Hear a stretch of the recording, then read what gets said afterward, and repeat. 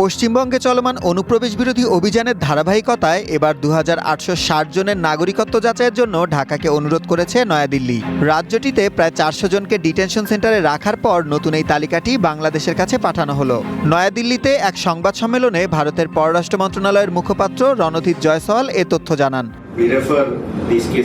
আমরা বাংলাদেশকে অনুরোধ করেছি যেন তারা এই 2860 জনের পরিচয় দ্রুত নিশ্চিত করে। পরিচয় নিশ্চিত হলেই দ্বিপক্ষীয় নিয়মে তাদের ফেরত পাঠানোর ব্যবস্থা নেওয়া হবে। আমরা আশা করছি ঢাকা এটি দ্রুত শেষ করবে।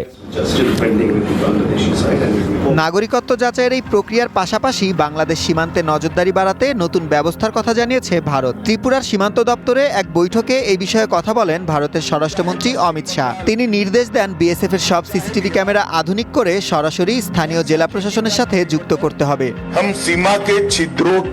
নতুন এই নির্দেশনার ফলে সীমান্ত নজরদারিতে সরাসরি যুক্ত হচ্ছে ভারতের স্থানীয় প্রশাসন। বর্ডার এলাকার জনসংখ্যা বা জমির মালিকানায় কোনো বদল আসছে কিনা তা যাচাই করা হবে। এজন্য গত 5 বছরের জমি কেনাবেচার কাগজ পরীক্ষার নির্দেশও দিয়েছেন অমিত শাহ। একই সাথে সীমান্ত ঘেঁষা গ্রামের বাসিন্দাদের চোরাচালান ঠেকাতে বিশেষ প্রশিক্ষণ দেওয়া হচ্ছে।